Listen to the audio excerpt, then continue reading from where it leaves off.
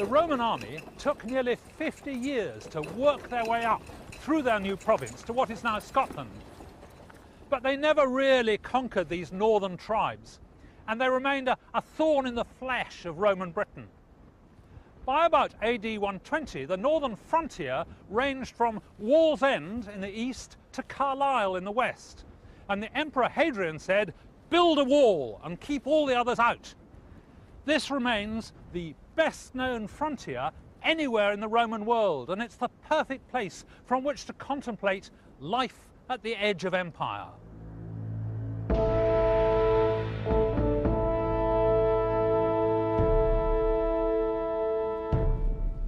Hadrian's Wall runs for 73 miles altogether, 80 Roman miles because theirs were a bit shorter than ours, and it takes a wonderfully spectacular route because it follows the line of a natural ridge that runs across the country.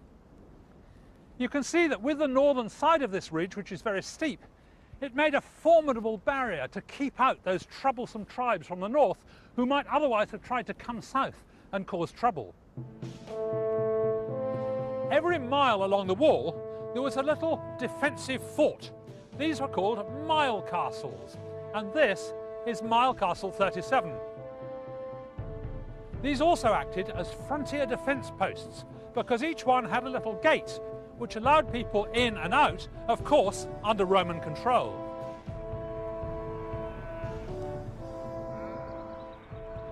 Along the wall, at irregular intervals of between about 4 and 8 miles, they also built forts. This is one of them, housesteads, perched at the top of a hill. Up to 1,000 troops were stationed here. They were certainly close to the action if any trouble erupted, but living on the wall must have been pretty miserable, especially in winter. The man behind this wall, the Emperor Hadrian, was quite remarkable. He was very enthusiastic about hard work and discipline, and he made a point of walking everywhere to impress the troops and keep up morale. He came here to inspect them all in AD 122. And I suspect that he built this wall partly, of course, to keep out marauding tribes, but partly to keep all those troops occupied. This bit of reconstruction shows the incredible size of the wall when it was first built. 5, 6, even 7 metres high in places. Quite extraordinary. In the middle there's a core of rocks and mortar, and then there's dressed stone on the outside, so the total thickness is 2.5 or even 3 metres. Building it involved moving 2 million tonnes of rocks and soil.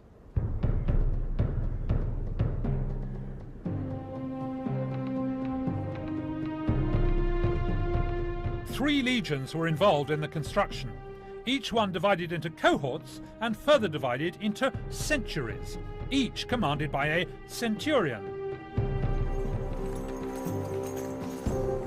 Eventually, there were 15,000 soldiers patrolling this frontier, and you can see evidence of the sheer number of troops at this site. These are the remains of a fort called Arbea, a little south of the wall, across the Tyne in what is now South Shields. It was a supply depot, and this scale model shows the large number of buildings devoted to storing food for the legions stationed along the wall. In those days, of course, there were no potatoes. They didn't come in for hundreds of years, and rice was even later. So what they had mainly was bread, and all of these foundations were granaries filled with hundreds of tons of wheat. They say that the Roman army marched on its stomach, and what that stomach was filled with was bread. The surprising thing is that the soldiers apparently baked the bread themselves, and in a rather unusual way. Archaeologist Alex Kroom, a member of the local reenactors group, has worked out the whole baking process. Alex, can you really make bread without an oven? Yes, you just create your own little oven within an open fire. And you get enough heat coming back off the top dish to keep it going? Yes, if you have enough ashes all around. It's obviously a lot easier to carry this around than a whole oven, isn't it? Yes. So they started then with just plain wheat, which was what was stored in these granaries. Yes. First of all, you have to pick out all the weed seeds out of there, all the poisonous corn cockle and stuff. You've done that, have That's you? already been done, Oh, yes. thank goodness, I was So, worried. yeah. So I can put this straight into the quern and then do a bit of querning. Yes. And all the flour just sort of trickles out on the floor. It seems rather odd, that, doesn't it? It does indeed, yes. We haven't quite worked out why. We find the quern set in the floor of barrack blocks, and as far as you can see, it just gets straight onto the floor and they just collect it from there. Oh, very bizarre. This is what you get next, yes? This is your sort of granary flour, which has still got a lot of lumps in it. Yes, so if you were rich and you wanted a nice fine flour, you'd sieve that. So Okay. we put it in a linen cloth, just as a sieve, Right. which is as it. Oh, You just fold hey. it together, and then you just Gosh, shake it that's out. very impressive. So this is your mother's pride, is it? Yes. I think I'd rather have the granary, actually. The soldiers most likely did, because you waste a lot getting that fine Yes. flour, all the brown stuff you just throw away. So after that, you get the flour and you put it in a mixing bowl, Right. like a mortar. We put yeast in. They often use beer to actually get the yeast. And then some sort of fat. Here we're using sort of imported olive oil. I put olive oil in my bread too. That was normal, was it? We know that they were given olive oil as a ration, but there's a lot you can do with olive oil, including using it as perfume and washing and stuff. So, Yes, yes. And burning it. So. Yeah. And then some water, Right. and then just mix it up. Well, that's not very different from Rather- what I do, so that's all right. Exactly, then. yeah. I'm following Roman tradition. Alex already has a loaf cooking in her earthenware pot. How long is it going to take? Should take about half an hour. Half an hour. And then we'll have wonderful bread. Yes. And we've got some troops to feed it to, have we? Indeed, yes. At Arbea, they've reconstructed one of the gatehouses to the fort. And here, other members of Alex's group help visitors visualise what life was like for a Roman soldier posted here. One of the things that fascinates me is that the people who came up here weren't just Romans or Italians, they came from all over the empire. Look at this lovely tombstone here. It commemorates Victor the Moor. He came from Africa. And have a look at this, another tombstone commemorating Regina.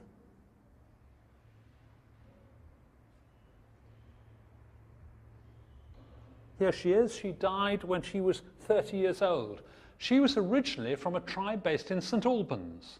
She was a slave, she got freed, she married her former master, a chap called Barates, and he came from the Syrian desert. As a result, the inscription here is written in Latin, but also in his native tongue, which is Aramaic. The rebuilt fort at Arbea is a good place to work out defensive tactics that troops would have used here and along Hadrian's Wall. One technique is suggested by a number of shaped stones found here. Archaeologist Bill Griffiths has studied them. Bill, this just looks like a pile of stones to me. Well, in a way you're right, but when you look closely at them, you'll see they're actually rounded stones with flattened sides. Oh, yeah. And you mean these are actually found on sites like this? Yet they're found on Roman military sites throughout the empire, particularly here at South Shields and at Wallsend Roman Fort as well. And they've been made this shape, partly so you can stack them like this. And for years people thought they were probably for artillery devices. But in fact, we think they're actually a more simple weapon than that. They're simply designed for throwing by hand. The evidence comes from carved decorations in Rome. These clearly show soldiers throwing stones as they defend the fort at Verona. What we found with our experiments is using people who dress up as Roman soldiers is without any training they can cover the whole area of the ditches, the whole 30 metres from the fort wall to the outer edge of the outer ditch very easily. And we think that's why the Romans set the ditches at that kind of distance from the fort, so that the weapons could be used on attackers as they're desperately trying to get across the ditch and they maybe can't hold their shields up to protect themselves so easily. The idea is you pick them off as they come through that last killing zone, really. Certainly one of these landing on your head from this sort of height wouldn't do you any good at all, would it? Well, you're certainly going to need a couple of aspirin, aren't you? Yeah, I would have thought so, yes. The position of the ditch also turns out to be ideal for other weapons. The distance was just right to allow it to be defended by a good throw of a spear. Nearly all armaments and weapons were made with metal, so the blacksmiths had a big part to play. An expert on Roman techniques is David Sim. If you look at the Roman soldier, almost all of his arms and armour were made of iron. When you've got a vast army, you've got to have a huge number of blacksmiths and iron workers to keep producing the amount that was used. And presumably a lot of repairs and stuff as well. Oh yes, not only repairs but replacements. Because if you think of something like a javelin or an arrow or a ballista bolt, it only gets used once.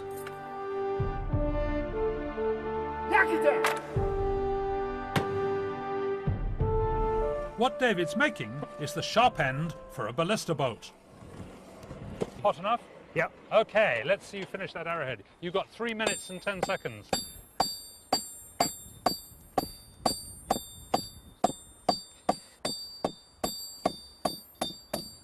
More heat? Go back. Yes, please. What other sorts of things do they make apart from weapons? If you think about almost all of the domestic instruments that we've got today, pots, pans, knives, all the domestic things were all made of iron. Yes. Door hinges, door frames, window catches, horse fittings, fittings for carts. Anything that was available really up until the 19th century that was made in iron, then the Romans had the same kind of thing. Nails by the million. Yes. On almost every site that's excavated, nails are the most common find. Okay, I think we're about ready.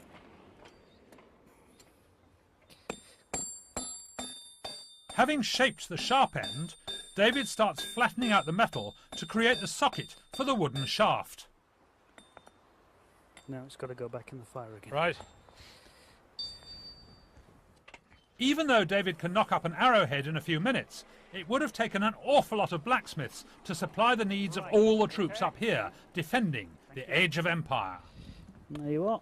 So that's the final stages then. Yep, just close that socket up like that. So all you've got to do now is stick a wooden shaft in Yes. there. Let's see if it fits then. Okay.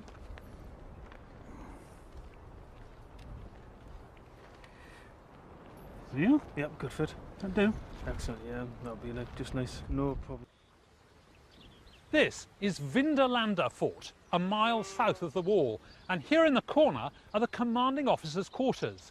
Now, when one of them, a chap called Cerealis, was leaving, he told his servant to burn all the secret papers, and there was a huge bonfire just down there. But when they excavate it, they find underneath a whole lot of stuff that hadn't been burnt, and they found some extraordinary things. Have a look at this.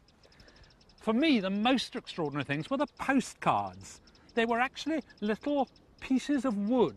Down in the Mediterranean, they would have used papyrus, which they made from the leaves of the plants that grow in Egypt and Sicily. But up here, they couldn't get papyrus, and so they used wood, very, very thin wood, almost like veneer. And they would write messages on one side and the address on the other, just like we would with a postcard. And then sometimes they would fold them over to keep the message secret. Now, most of the postcards they found here were actually messages sent to people in the fort, incoming mail. But also there were some that were copies of letters that they'd sent out. They were office copies. So we have some tantalising glimpses of what life was actually like here in the fort. Unfortunately, the originals are so fragile, they're all at the British Museum. Written in Latin, of course, the fragments tell us that domestic life in the fort was something we'd recognise. There are orders for foodstuffs, such as chicken, eggs, venison, olives and apples. Oysters are mentioned, a Roman favourite, and pepper, which would have been an expensive luxury up here. There's a request for someone to send hunting nets, probably to bag wild boar, and there's some wonderfully mundane information.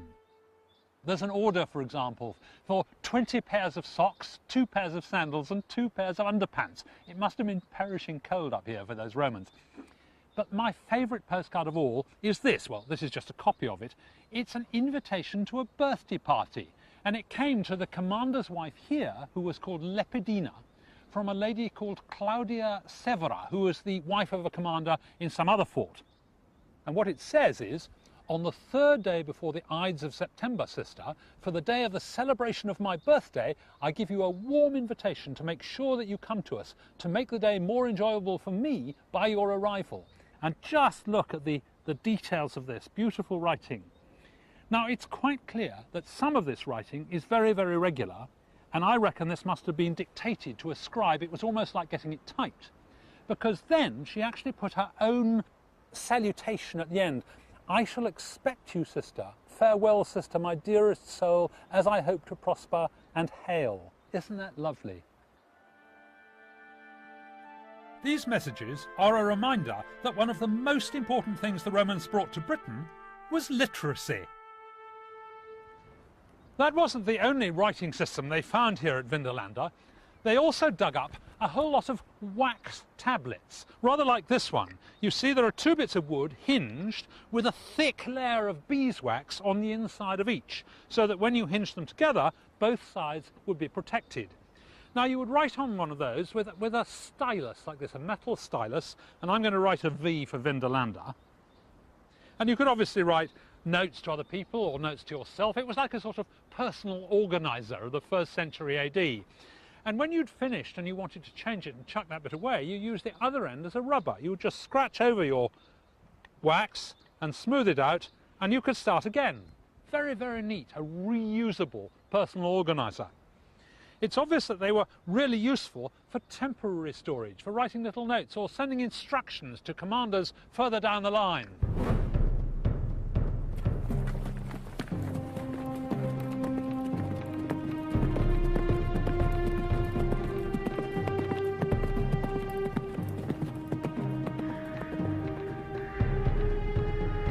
The trouble with messengers was that they could only go as fast as the horses they were riding. And sometimes on this savage frontier, the Romans needed to send back messages very quickly to headquarters to warn that there was an attack going on. So what they used were beacons like this. You see, I've got flags, which of course at night would become flaming torches, and these would be visible for miles across the hills. So it was relatively easy to send a message. But how do you send an actual message? Well, what I've got here is two groups, okay? There are 5 here, and there are 5 here. So I've got 2 groups of 5, and I've got the whole alphabet written down here on a sort of crib sheet. So suppose I want to send the letter B, that's in column 2, or II, and in row I. That means I have to lift 2 flags on that side, and 1 on this side, and that'll be the letter B. Now, I need a bit of assistance. Paul, can you give me a hand? On command, can you pull 1 down? 1, 2, 3, go! Right, we're now sending the letter B, and if they're awake over there on that hill, they'll be wondering what on earth it's about. Fortunately, I've got a real expert here, David. David Wallace-Croft knows all there is to know about Roman signalling.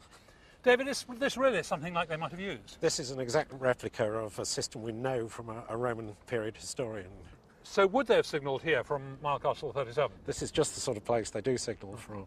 And the nearest fort to us is Vindolanda, which is about 3 miles in that direction. But you can't see that, so you can't signal there. You can't see Vindolanda directly, it's in a hollow, but what you can see is a dark hill in the middle distance about 2 miles away called Barcum, and there's long been known to be a Roman watchtower on that hill, which acts as a relay. That site can see us here and can see Vindolanda. So you think this was deliberately sited here to send messages to Barcum? Yes.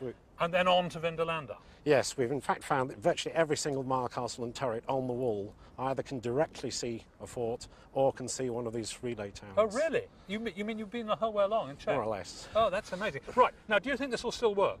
I certainly hope so. OK, so if you have the assistance of Paul here and I go down the hill, can you send me a message? We'll give it a try. OK, well, I'll need the crib sheet, won't I? Otherwise I won't understand. Cheers. Right, this should do it. Now, there they are up on the hill. All I need to do is to get them signalling. OK. Right, we've got a 3 and a 2. 3 and 2, that's H. And now we've got a 5 and a 1. 5 and a 1, that's E. Up. Now we've got a 2 and a 3. 2 and 3 is L. H, E, L. Up. And a 1 and a 4. H, E, L, P. They want help. Well, there's not much help I can give them, but maybe I should send them a message, at least to cheer them up a bit. One of the problems with that sort of signalling is that it required me to count the number of flags, which is actually quite difficult to see from this distance. You can't resolve them easily. So I'm going to send a signal back that depends not on counting, but on timing. And because of that, I've got my clock here. This is a primitive sort of Roman clock, which is basically just an amphora full of water there's a cork in the bottom here, and when I pull the cork out, this float will gradually sink down as the water runs out, and so all these numbers in turn will come opposite this pointer. And I simply note what number it is, the message I want to send, and then I make a signal. So here is my cue, you see, so send supplies, all clear, stand down. How about cavalry troop dispatch? That'd cheer them up, wouldn't it? So that's number V, so I have to wait until this is sunk down to V, and then I give them the stop signal. David has an identical water clock, which he'll set off at exactly the same moment as mine when I give them a start signal with my flaming torch. Now I'm going to hold it down below this barrier so they can't see it for the moment. What I need to do is to hold it up to make sure they're awake, and then when they've lifted theirs, I'll drop it and at the same time whip out the bung out of my amphora. Now then, just get ready with the bung. Okay, up with the beacon. Okay, signalling, acknowledge. There, they've lifted theirs, they're watching. So now we'll go 1, 2, 3, down and out with the cork. Go. Boom. And now I've just got to wait until this gets down to V, because that's the message I want to send.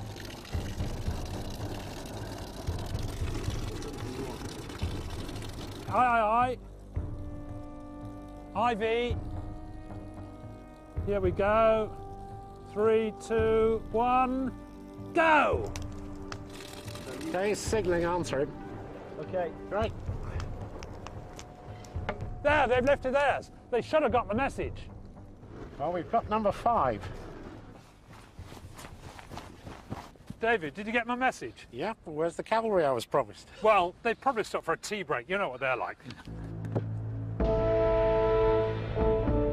Although that technology was primitive, the principles of the Roman codes are still used in electronic communications today.